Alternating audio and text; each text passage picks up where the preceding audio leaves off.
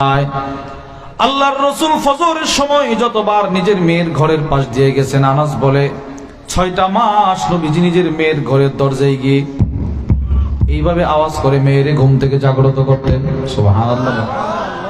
নিজের মেয়েরে ঘুম থেকে জাগ্রত করে আর বলে, ফাতেমা আসসালাত, ফজরের সময় কিন্তু চলে যাচ্ছে।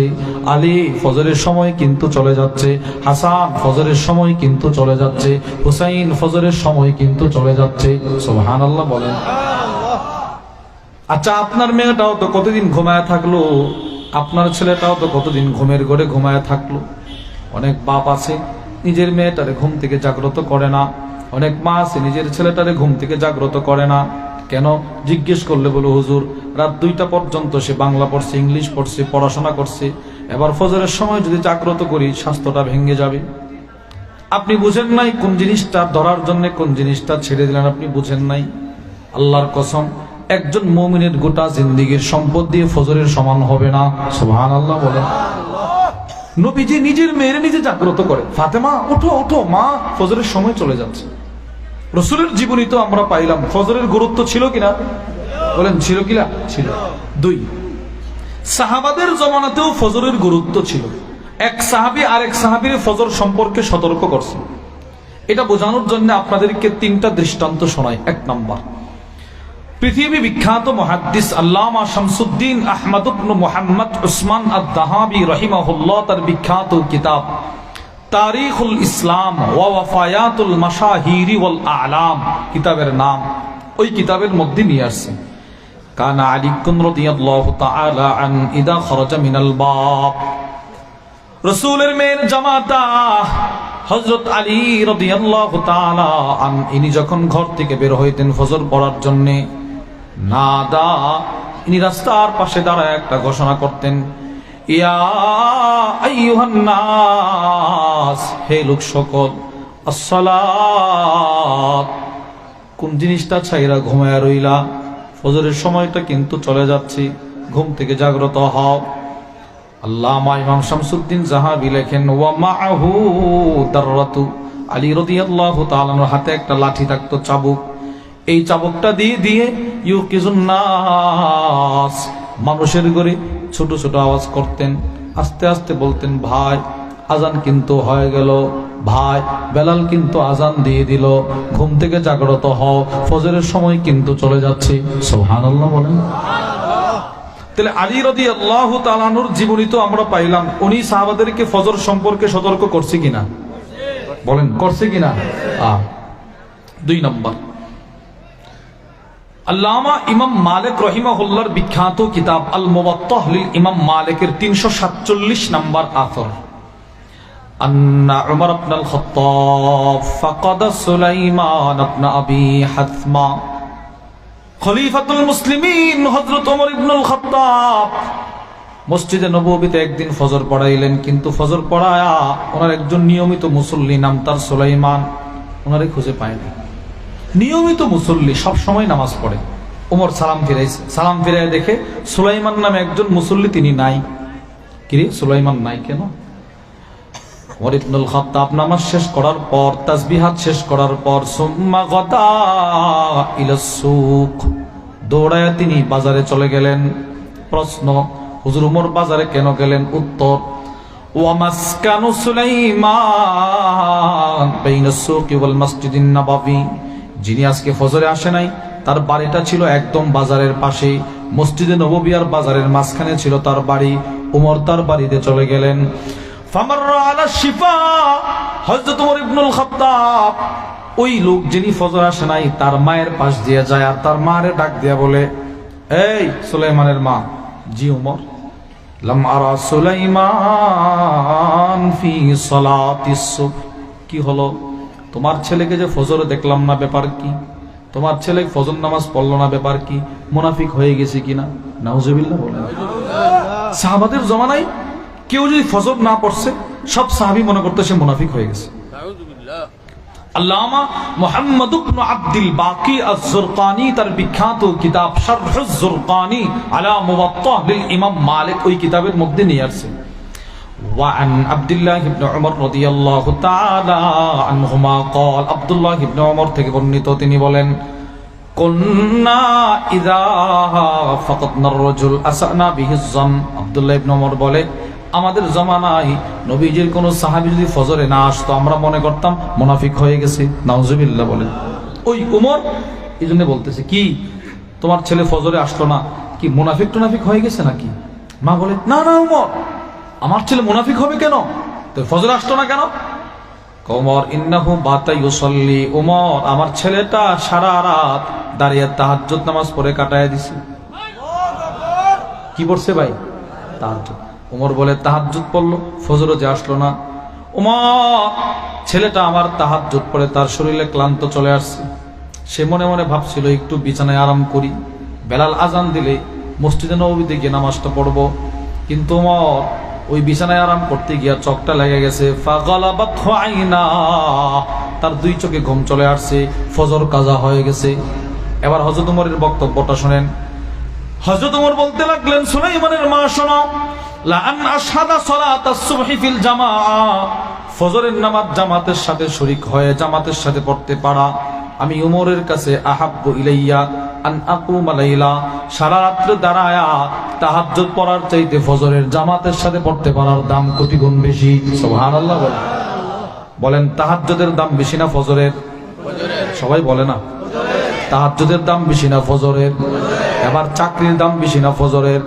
এবার দোকানের দাম বেশি না ফজরের আচ্ছা এবার সিএনজির গ্যাস ঢোকানোর জন্য 3টা বাজে সিএনজি চালক ঘুম থেকে দৌড়ায় চলে যায় শহরে গ্যাস ঢোকাতে হবে হায় আফসোস 10টা মিনিটের জন্য তার মসজিদে ঢোকার সুযোগ হয় না তো এই বেচারার কাছে সিএনজির গ্যাসটার দাম বেশি হয়ে গেল ফজরের দামটা হইল না আমি নিজে বিগত পরশুদিন আপনাদের সিলেট থেকে মাহফিল শেষ করে বাড়িতে গেছি ফজরের আজানেরই কয়েক মিনিট আগে বাড়িতে গিয়ে পৌঁছি একের পর এক সিএনজি বেরোইতেছে গ্যাস নিবে গ্যাস নেওয়ার জন্য আপনি বলেন 3টা বাজে ঘুমটা এদের ভেঙে গেল 4টায় ঘুমটা ভেঙে গেল গ্যাসটা থাকলে ফজরের আজান কানে আসার পরেও ঘুম কি ভাঙে গ্যাস তো আছে টিপ মারতে পারবো আপনি বলেন আমাদের কাছে নিজের ব্যবসাটার দাম বেশি ফজরের দাম নাই এটাই বাস্তব অথচ সাহাবাদের ভিতরে ফজরের দাম ছিল গুরুত্ব ছিল 2টা দৃষ্টান্ত আলীর দৃষ্টান্ত ওমরের দৃষ্টান্ত থেকে আমরা কি বুঝলাম সাহাবারা একজন আরেকজনকে ফজর সম্পর্কে সতর্ক করছে কিনা বলে না কথা করছে কিনা 3 নম্বর দৃষ্টান্ত আল্লামা ইমাম শামসুদ্দিন যাহাবী রাহিমাহুল্লাহ তার কিতাব সিয়ার ও আলামিন নুবালার মধ্যে নিয়ে আসছে নবীজি সাল্লাল্লাহু আলাইহি ওয়াসাল্লাম মেরাজের রজনীতে ঘুরতেছেন নবীর একজন সাহাবী ছিলেন নাম তার হারেসা বলেন কি নাম হারেসা আল্লাহর রাসূল মেরাজের রজনীতে জান্নাতে ঘোরাফেরা করে জিবরিল আল্লাহর রাসূলকে জান্নাত ঘোরায় দেখায় আল্লাহর রাসূল একটু সামনে যাওয়ার পর একজন সাহাবীর পায়ের আওয়াজ জান্নাতে শুনতে পাইলেন রাসূল বলে জিবরিল সে কে করো ইয়া রাসূলুল্লাহ বেলাল সুবহানাল্লাহ বলেন নবীজি আর একটু সামনে যাওয়ার পর আল্লাহর রাসূল জান্নাতে আরেকজন সাহাবীর কণ্ঠে কোরআনে কারীমের তেলাওয়াত শুনতে পাইলেন সুবহানাল্লাহ বলে না নবীজির কিছু সাহাবী ছিল যাদের তেলাওয়াত জান্নাতেও শোনা যেত সুবহানাল্লাহ কোন সাহাবীর তেলাওয়াত জান্নাতে শোনা যায় আর কোন সাহাবীর তেলাওয়াত শোনার জন্য জান্নাতের ফেরেশতারা তার ঘরের সামনে চলে আয় সুবহানাল্লাহ কোন সাহাবীর তেলাওয়াত জান্নাতে শোনা যায় আর কোন সাহাবীর তেলাওয়াত শোনার জন্য ফেরেশতারা জমিনে চলে আয় আবু দাউদ শরীফের 5224 নম্বর হাদিসের বর্ণনা وعن عبد الرحمن بن ابي ليلى عن اسيد بن حضير رجل من الانصار قال হযরত আব্দুর রহমান ইবনে আবি লাইলা হযরত উসাইদ ইবনে হুদাইর সম্পর্কে বর্ণনা করেন ওয়া কানা ফীহি মিজাহুন আও মুজাহ আব্দুর রহমান ইবনে আবি লাইলা বলে নবীজির একজন সাহাবী ছিলেন নাম তার উসাইদ ইবনে হুদাইর মানুষটা ছিল বড় রসিক মানুষের কথা বলে হাসাইতে পারত মানুষের কথা বলে কি করতে পারত অনেকে আছে না মানুষকে হাসাইতে পারে শুধু কথা বলে বলে মানুষকে হাসা এরকম মানুষ আছে অযথা কথা বলে হাসা ইনি আবার অযথা কথা বলতেন না উনি কাজের কথাই বলতেন মানুষ হাসতো এই সাহাবী মানুষদের খুব সহজে হাসাইতে পারে। ইনি একদিন কয়েকজন সাহাবীদেরকে নিয়ে রাস্তায় দাঁড়ায় দাঁড়ায় কথা বলতেছে, আর সাহাবারা হাসতেছে। হযরত আব্দুর রহমান ইবনে আবী লাইলা বলেন, আল্লাহর রাসূল পিছন দিক থেকে এই সাহাবীর পিছনে আসলেন। ফাতাআনাহু রাসূলুল্লাহ, নবীজি সাল্লাল্লাহু আলাইহি ওয়াসাল্লামের হাতে একটা লাঠি ছিল। আল্লাহর রাসূল সেই লাঠিটা দিয়া সাহাবী ফি খাসিরাতিহি বিউদিন, সাহাবীর কোমরে একটা খোঁচা দিছে। খোঁচা, লাঠি দিয়ে একটা খোঁচা। এই মানুষকে এত হাসাও কেন? নবীজিটা বলছে একটা খোঁচা দিছে। যেই মাত্র সাহাবীরে খোঁচা দিছে, রাগ উঠছে। কে রে খোঁচা দিল? তাকায় দেখে নবীজি। এখন তো আর কিছু করতে পারে না। দেখেন রাসূল কি বলে। আল্লাহর রাসূলকে ঘাড় গড়ায় দেখে নবীজি এবার সাহাবী নবীর বলতে লাগলেন, আসবিরনি ইয়া রাসূলুল্লাহ, ওগো নবীজি আপনি আমারে কেন খোঁচা দিলেন? আমারে তো আপনি আঘাত দিছেন, কষ্ট পাইছি। এবার আপনি আমার একটু সুযোগ দেন, আমিও আপনাকে একটু কষ্ট দিব, সমান সমান হয়ে যাবে, প্রতিশোধ নেওয়ার সুযোগ দেন। সুবহানাল্লাহ বলে না? নবীরে বলতেছে, ওগো নবী আমি আপনার একটা আঘাত করব, আপনি না আমার আঘাত করছেন, আমার সুযোগ দেন। আল্লাহর রাসূল সাল্লাল্লাহু আলাইহি সাল্লাম সাথে সাথে নিজের হাতের লাঠি মোবারকটা সাহাবীর হাতে দিয়ে দিয়েছে। দাও আমার একটা আঘাত করো, আঘাত করো, এখানে করো, আমি তোমার এখানে করছি। এবার সাহাবী কি বলে দেখেন, ফাকালা ইয়া রাসূলুল্লাহ, সাহাবী আল্লাহর রাসূলকে বলতে লাগলেন, ওগো নবীজি আপনি যখন আমাকে আঘাত করেছিলেন তখন আমার শরীরে কোনো কাপড় ছিল না, আমি খালি গায়ে ছিলাম। আপনার লাঠির আঘাতটা সর্বপ্রথম আমার চামড়ায় লাগছে। আপনি যেই হালতে আছেন, আমি আপনাকে আঘাত করলে আপনার জুব্বায় লাগবে, তারপরে চামড়ায় লাগবে। ওগো আল্লাহর রাসূল, ইন্না আলাইকা কামিসান ওয়া লাইসা আলাইয়া কামিস, দয়া করে আপনি আপনার জুব্বাটা খোলেন, আমি সরাসরি আপনার চামড়ায় আঘাত করব। সব সাহাবারা কান্না শুরু করে দিলেন। কিরে উসাইদ ইবনে হুদাইর মানুষকে এত হাসায়, আজকে কি সাহাবীটা পাগল হয়ে গেল কিনা, নবীর আঘাত করতে চায়। সব সাহাবীরা পিছন দিক থেকে বলতেছে, উসাইদ এই কাজটা করিস না, আল্লাহর রাসূলকে আঘাত করবি না। উসাইদ ইবনে হুদাইর নিজের হাতের লাঠিটা নিয়ে রাসূলের সামনে চলে গেলেন। ফাকাশাফা রাসূলুল্লাহ সাল্লাল্লাহু আলাইহি ওয়াসাল্লাম আন কামিসি, নবীজি নিজের পরনের জামাটা খুলে ফেললেন, জুব্বাটা খুলে ফেললেন।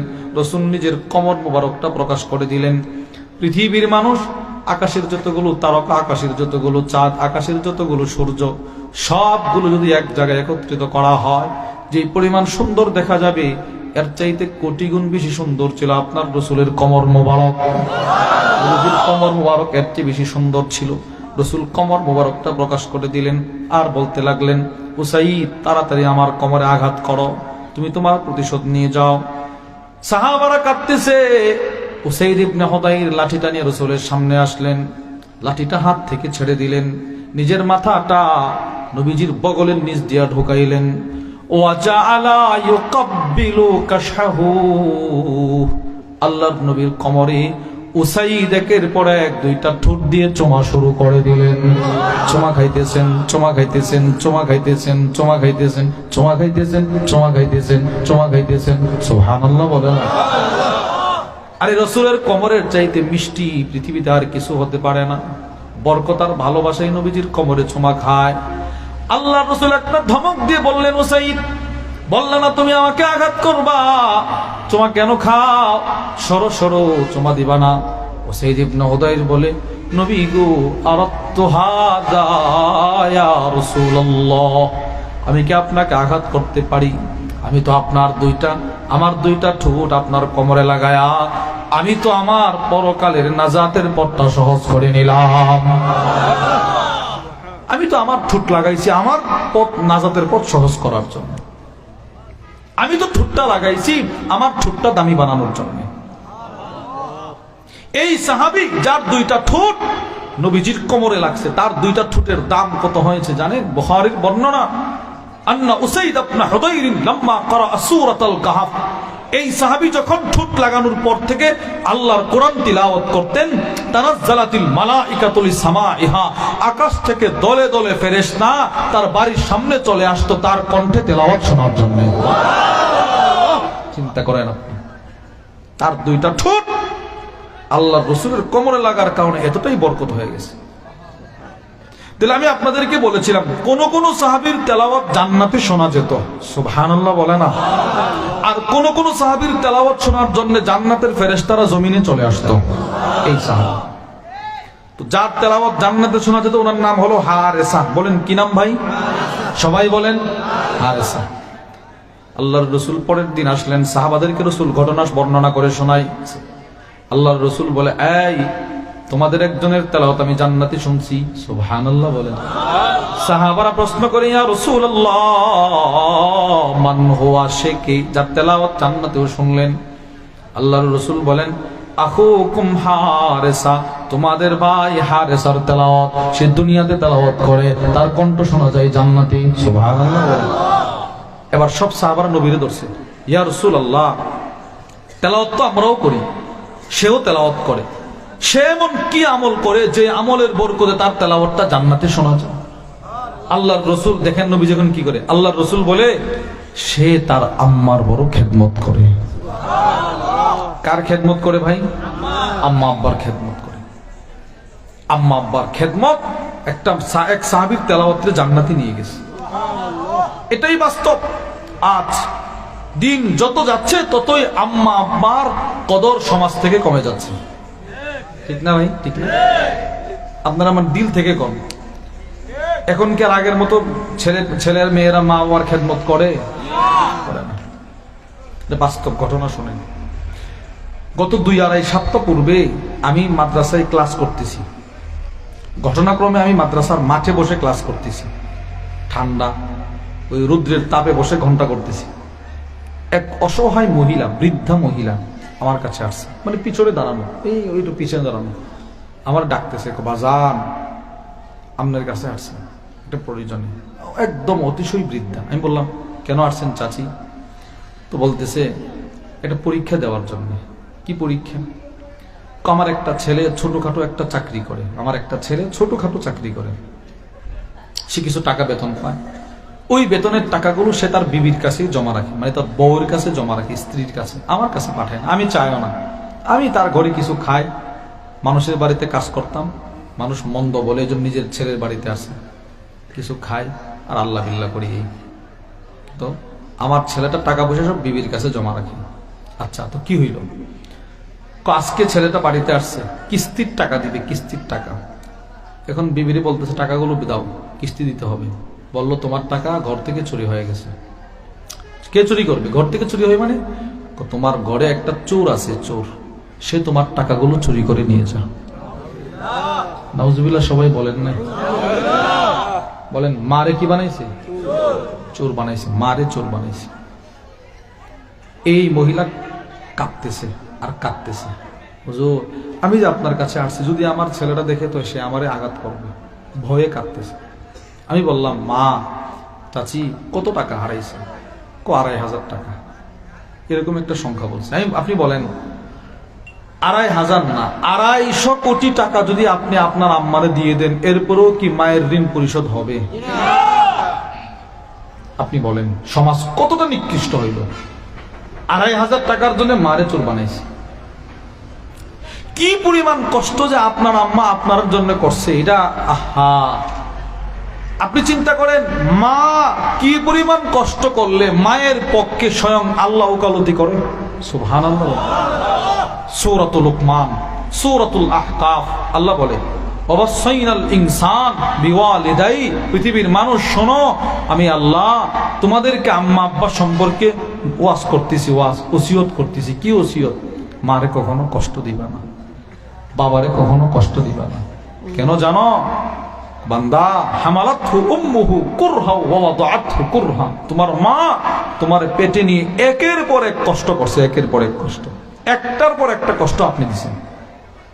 এই তো 10টা মাস মায়ের পেটে লাথি দিছেন, লাথি। আজ পর্যন্ত কি আপনার মা আপনারে বলছে, তুই আমারে যে লাথি দিছ ছেলে, বলছে? বলেন, বলেন, বলছে আমাদের মা আমাদেরকে? বলে নাই, কখনো বলে নাই। সর্বশেষ যেদিন দুনিয়াতে আসবেন, যেদিন প্রসব ব্যথাটা উঠছিল মার, হুজ্জাতুল ইসলাম ইমাম গাজালি রাহিমাহুল্লাহ বলেন, পৃথিবীর সবগুলো পাহাড় যদি এক জায়গায় একত্রিত করা হয় আর প্রসব বেদনার যে ব্যথা মায়েরা সহ্য করে, ওই ব্যথাটার 100 ভাগের 1 ভাগ যদি ওই পাহাড়গুলোর উপরে ঢেলে দেওয়া হয়, সবগুলো পাহাড় ধুলা বালির মতো উঠতে থাকবে। কি কষ্টটা মারে দিছে আমরা বলেন, কি পরিমাণ কষ্টটা দিছে মারে। ওই মারে চোখ বানায়, ওই মারে ধমক দেয়। আমরা অনেক সময় ধমক দিয়ে দিই, যুবক নৌজওয়ানের ঠেলা, যৌবনের ঠেলা, মারে ধমক মানে না, কখনো মারে ধমক দিতে নাই, কখনো মারে ধমক দিতে। আল্লাহ নিজে বলছে তুমি তোমার মায়ের কণ্ঠের সামনে উঁচু আওয়াজ করবা না। আজকে ধমক দিই, আমি আজকে সবল, আম্মা আব্বা দুর্বল। একটা সময় আমি ছিলাম দুর্বল, আম্মা আব্বা ছিল সবল, দাঁত ছিল না, মা খাবারটা মলে মলে আমারে খাওয়াইছে। বলেন বাস্তব কিনা বলেন? আমার পা ছিল, পা দিয়ে হাঁটার শক্তি ছিল না, আব্বা 2টা হাত ধরছে ডানায় ধইরা আমার ছোট ছোট পা, আপনার ছোট ছোট পা গুলো নিজের পায়ে রেখে হাঁটা শিখেছে। যখন ছোট ছিলেন আপনার টাকা পয়সা ইনকাম করার কোনো সুযোগ ছিল না, বাপ মানুষের বাড়িতে কাজ করছে, গাড়ি চালাইছে, পাথর টানছে, পাথর ঘামগুলো বেয়ে বেয়ে পড়ছে, বালি টানছে, কি না কষ্টটা করলেন। যে টাকাগুলো পাইছে আপনার সুখের চিন্তা করে সবগুলো টাকা দিয়ে দিছে। আজকে এই বাপরে ধমক দেয়, ওই মারে ধমক দেয়। বলেন আম্মা আব্বার কখনো ধমক দিব? বলেন যুবক ভাইয়েরা বলেন দিবেন? কখনো দিয়েন। যদি আপনি দেন, আপনি মনে রাখেন দুনিয়া এমন একটা জায়গা যে যদ্দূর করবে সে ততটুক পাইবে। আজকে আপনি যদি আপনার আম্মারে ধমক দেন, আপনি একদিন বাপ হবেন, এটা আপনি এখন বুঝবেন না। আপনি দেখুন গিয়ে বলেন 10,000 টাকা দাও, না দিলে অভিমান করেন, মার একটা চাপে পালাইতে চান, আপনার ছেলে আপনার এর চাইতে কঠিন চাপে পালাবে। এটা একটু একটু গভীর ভাবে একটু বুঝবেন। আমরা অনেক সময় কি বলি, আম্মা 10,000 টাকা দেন, মার কাছে টাকা নাই, আমি চাপ প্রয়োগ করতেছি, মা দেন টাকা দেন, না দিলে আমি খাবো না, চলে যাব, লাভ দিয়ে পড়ে যাব, এই সেই, মানে মার একটা চাপে ফেলায়। এই যে একটা কষ্ট আপনি দিতেছেন, আপনি এর চাইতে দ্বিগুণটা পাবেন, মনে রাখবেন। প্রত্যেকেই বাপ হবে, আল্লাহ বাঁচায় রাখবে, প্রত্যেকেই মা হবে, হুবহু কষ্টটা আপনি পাবেন। হ্যাঁ, আপনি আম্মা আব্বারে যদ্দূর শান্তিতে রাখবেন, এর চেয়ে দ্বিগুণ শান্তি আপনি পাবেন। তো সাহাবীর তেলাওয়াত জান্নাতে শোনা যায়, নবীজি বলে সে তার আম্মার বড় খেদমত করে। সুবহানাল্লাহ। এই সাহাবী নাম তার হারেসা, যার তেলাওয়াত জান্নাতে শোনা গেছে। এবার আসেন মূল কথা।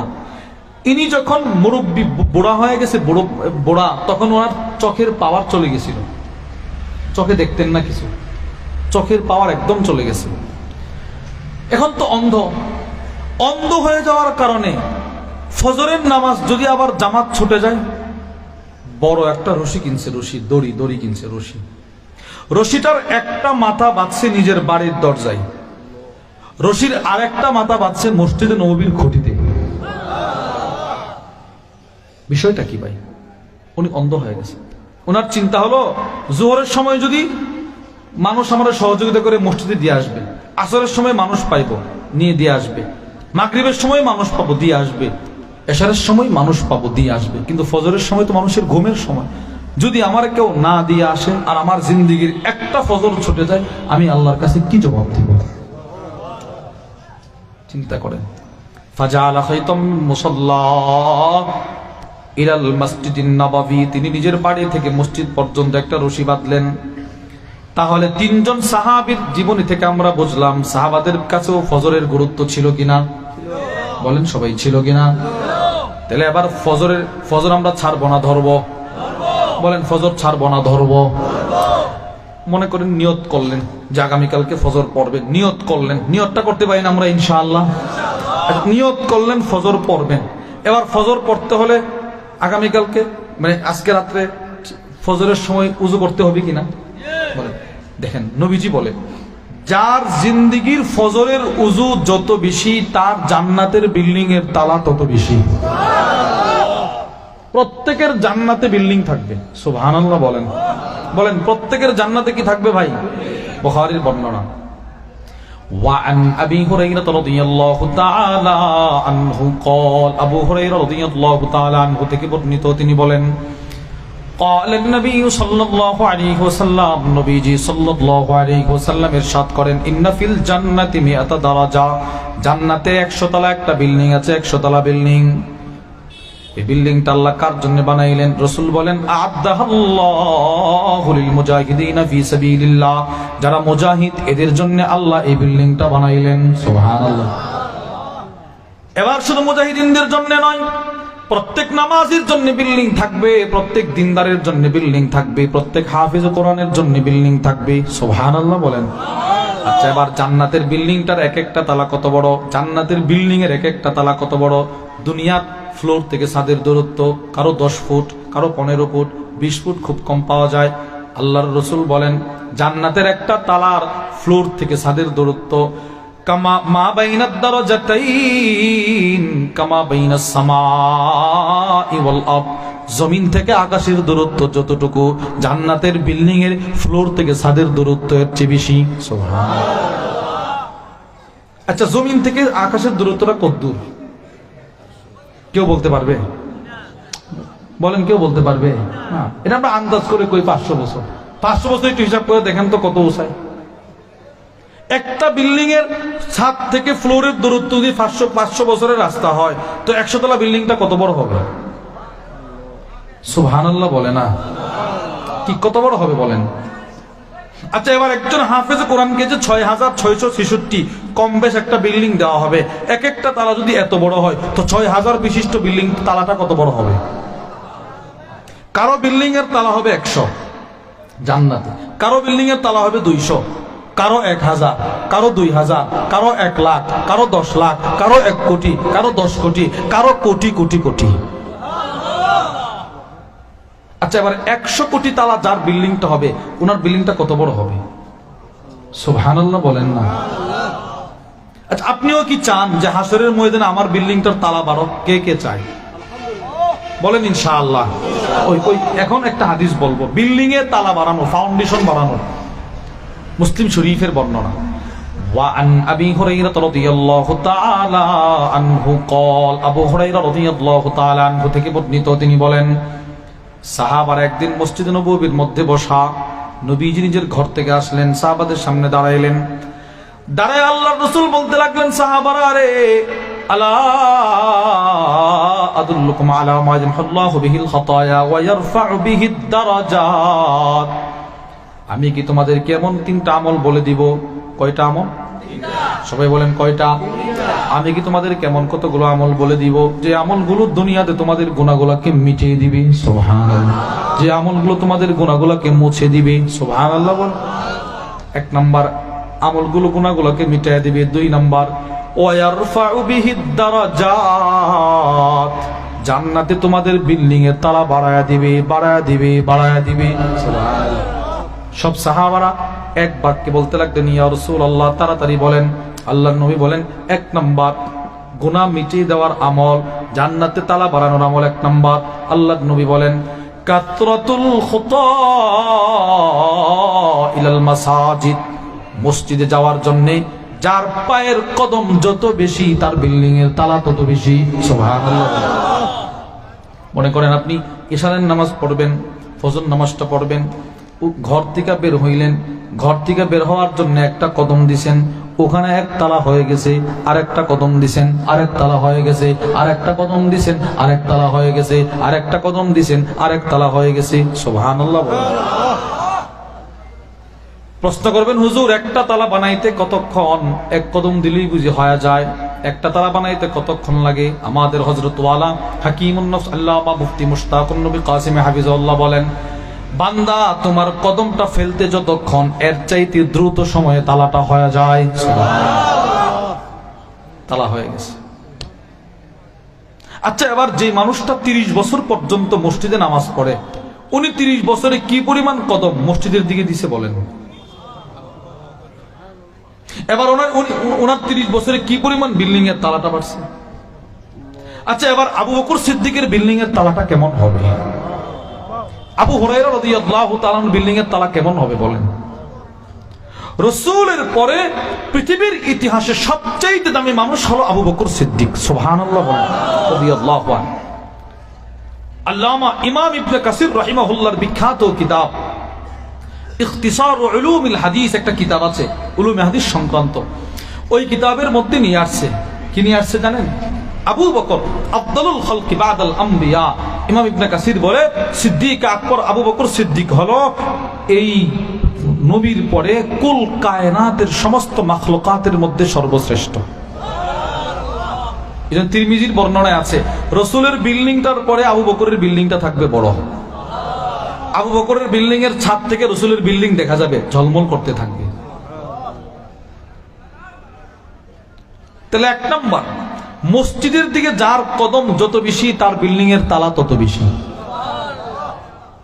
আমার আম্মার একজন উস্তাদ ছিলেন, আমার আম্মার উস্তাদ, আমার আম্মা আমার খালাম্মার উস্তাদ।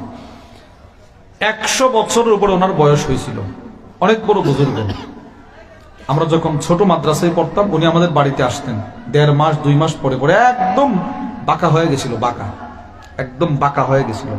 এইভাবে কি পরিমাণ বাঁকা হয়েছে, নিজের জুব্বাটা নিজে পরিধান করে হাঁটতে পারতেন না, জুব্বায় পাড়া করে নিজে পরে যেতেন, এই পরিমাণ বাঁকা। উনি আয়সা থাকতেন, প্রায় 7-10 দিন থাকতেন। আমার এখনো মনে আছে, ছোট একটা বিস্কুটের প্যাকেট নিয়ে আসতো, একটা ব্যাগ নিয়ে আসতো, কয়েকটা পাঞ্জাবি, একটা লুঙ্গি। ওনার জন্য আমাদের বাড়িতে আলাদা একটা রুম ছিল, ইবাদত বন্দেগী করতেন। তো হুজুরকে মসজিদে নেওয়ার দায়িত্ব থাকতো আমাদের, আমরা বড় আব্বা রাখতাম, বড় আব্বা। উনি, আমরা মনে করেন 5 মিনিটে যেই জায়গাটায় যাইতে পারি ওনার যাইতে সময় লাগতো 15 থেকে 20 মিনিট, এত দুর্বল ছিলেন। মসজিদে আমরা চলে যেতাম 5 মিনিটে, আর আমাদের এই বড় আব্বাই হুজুর উনি ছোট ছোট কদম দিতেন, ছোট ছোট কদম, একদম ছোট ছোট কদম দিতেন। আমি তখন বুঝি নাই, স্বাভাবিকভাবে তিনি হাঁটতে পারতেন, কিন্তু মসজিদে গেলে একদম ছোট ছোট কদম, ছোট ছোট কদম। আমি বুঝি নাই, তখন আমার এই হাদিস পড়ার পরে মনে হয়েছে ইনি মনে হয় জান্নাত শুধু তালা বাড়াইছে, তালা। আপনি বলবেন হুজুর এই ছোট ছোট কদম দিয়ে গেছে, জামাত পাইছিনি গিয়ে, জামাত পাইছিনি। এবার ওনার কারগুজারিটা শোনেন।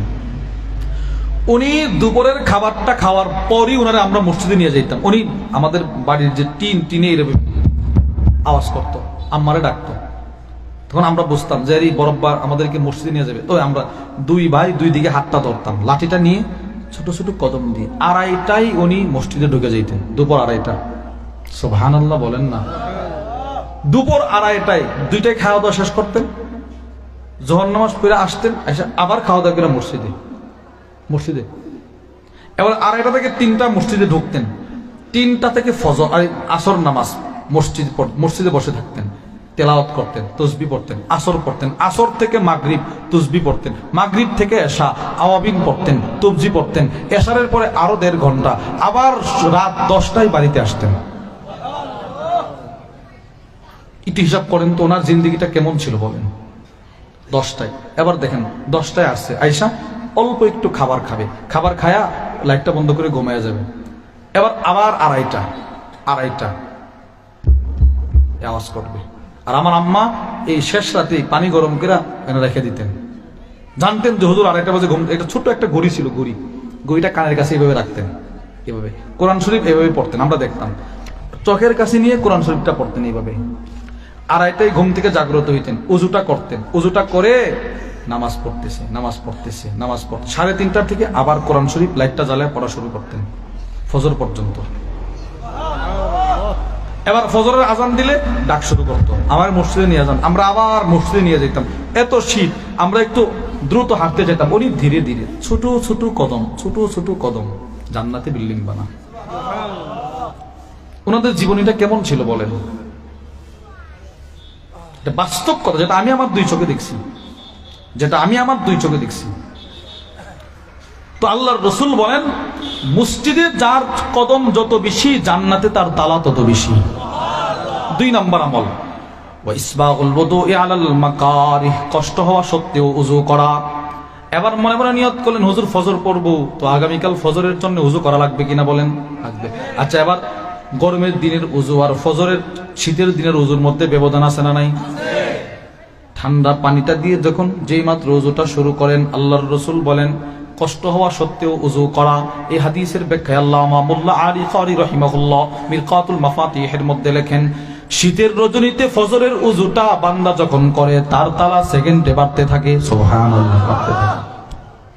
3 নম্বর আমল ওয়ান্তিজারুস সালাত বাদাস সালাত, এক নামাজের পর আরেক নামাজের অপেক্ষা করা। মনে করেন এশার পড়ছেন, এবার ফজর পড়ারও নিয়ত করলেন, এশা থেকে ফজর প্রতি সেকেন্ডে জান্নাতের তালা বাড়তেছে, তালা বাড়তেছে, তালা বাড়তেছে। সুবহানাল্লাহ। আচ্ছা, এখন আপনাদের মনে একটা প্রশ্ন আসবে, হুজুর আপনি যেভাবে জান্নাতের তালা বাড়ানোর কথা বলতেছেন, এতগুলো জায়গা কি জান্নাতে আছে? আপনাদের কি মনে আছে না নাই?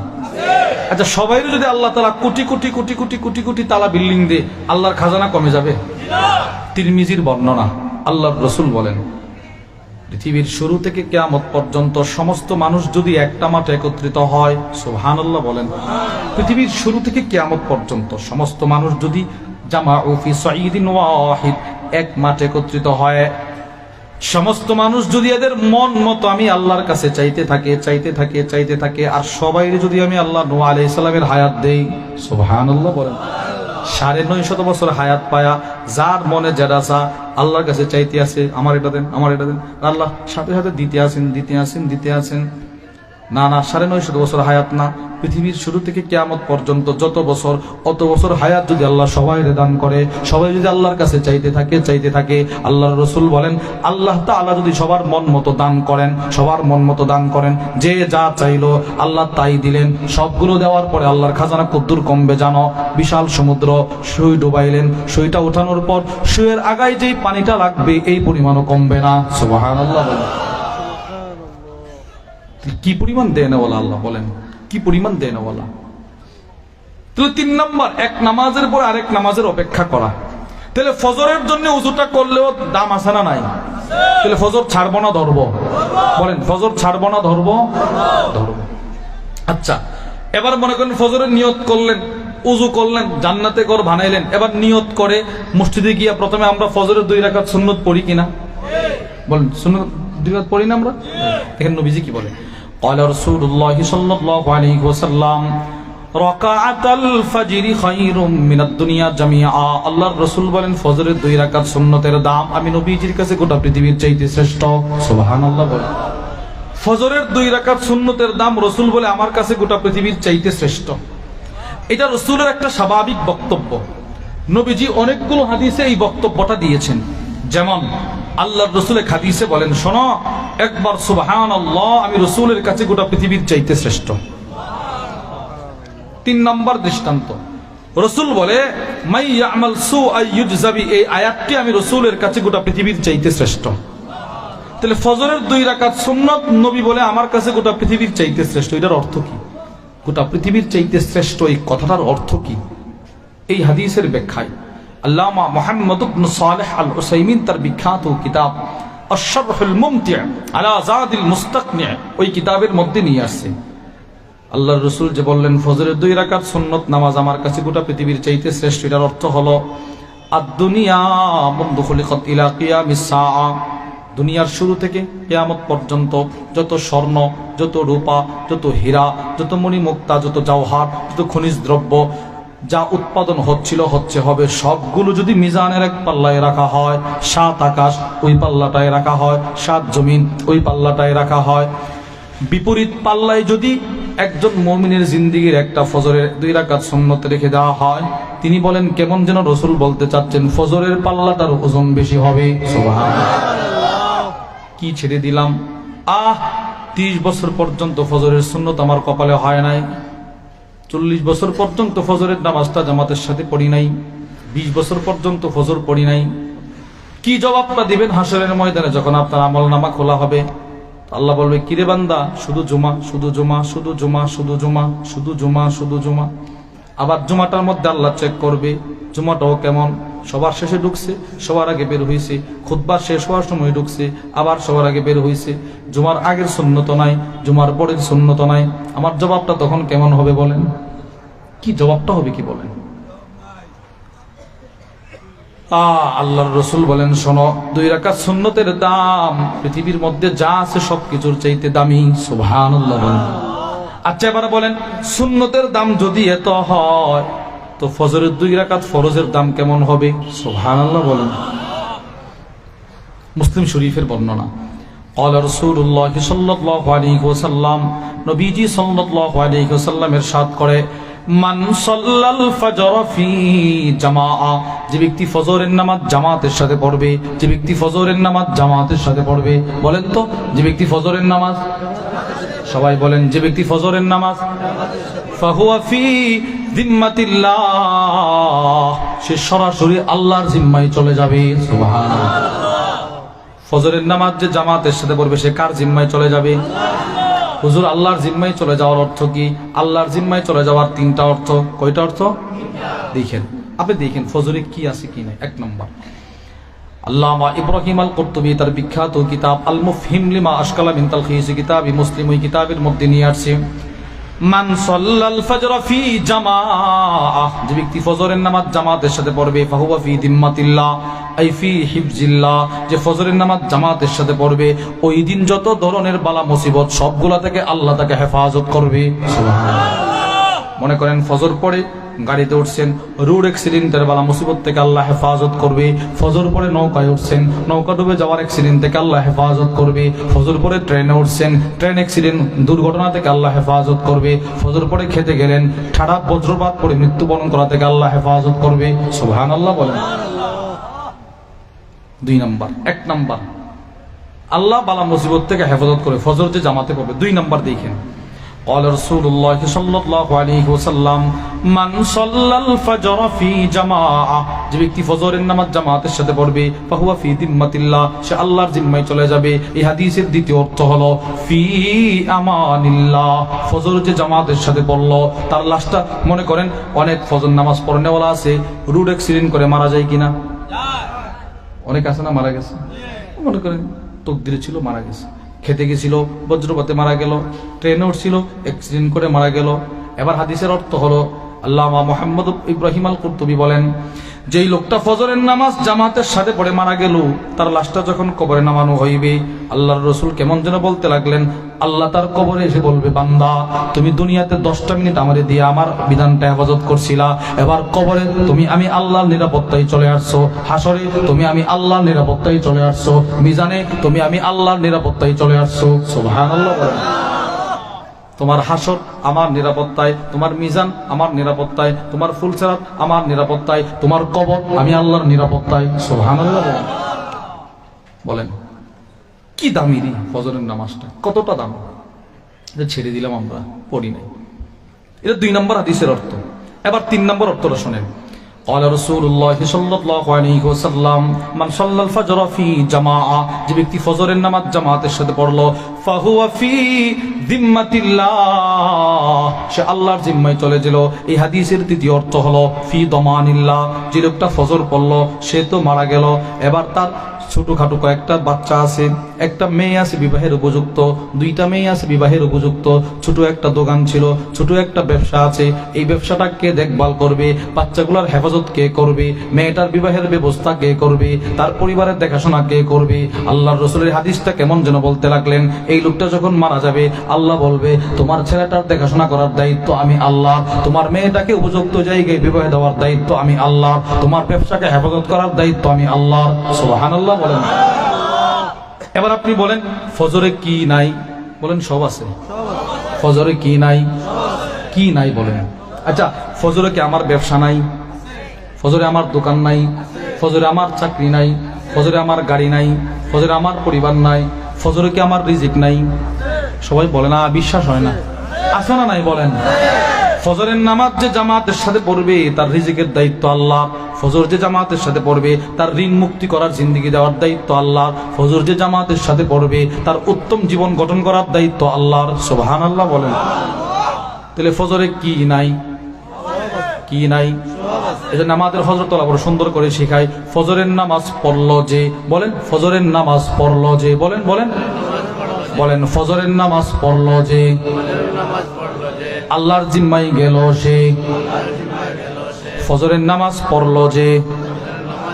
সবাই বলে না, ওর অধীর একটা স্লোগান হইল, সারা জীবন তো দিলেন স্লোগান, যা দিছেন যা দিবেন ওইগুলোর কোনো নেক নাই, কোনো সওয়াব নাই। আপনি ঠিক বললেও ঠিক, না বললেও ঠিক, কিন্তু এটা যদি দিতে পারেন আর ভিতরে ঢোকাইতে পারেন, যেদিন চকটা বন্ধ হয়ে যাবে কবরটা আলোকিত।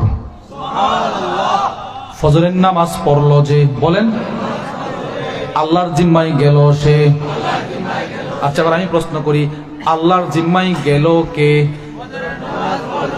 আল্লাহর জিম্মায় গেল কে?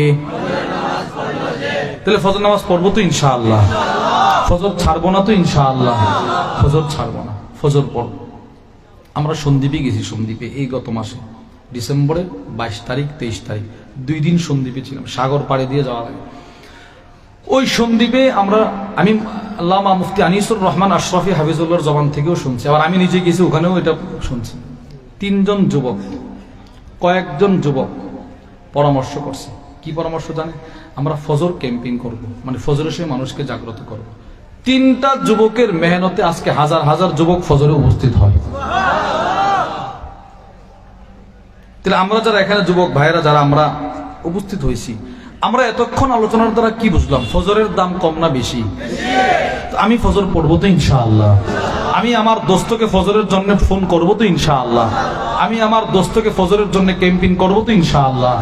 কয়েকজন যুবক যদি এই নিয়তটা করে যে না, জীবনে অনেক গুনাহ করছি, অনেক কিছু করছি, এইভাবে চললে আমার জিন্দগি অন্ধকার, আমার কবর অন্ধকার, আমার হাসর অন্ধকার, আল্লাহর কাছে কি জবাব দিব? নিয়ত করুম যে না, আজকে থেকে আমি ফজর ছাড়বো না, আমি ফজর পড়বো, ফজর পড়বো। তো সমাজটা কেমন হবে বলেন?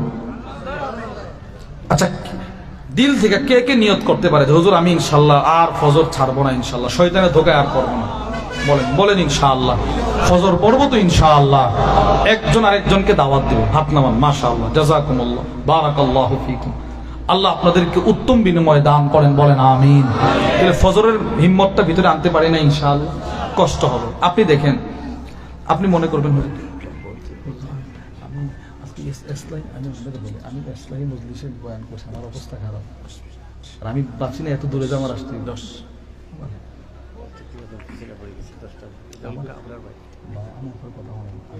এই 7টা বয়ান করছি, আমার ইসলামী মজলিস দারুল উলুম শাহপরান, আমার অবস্থা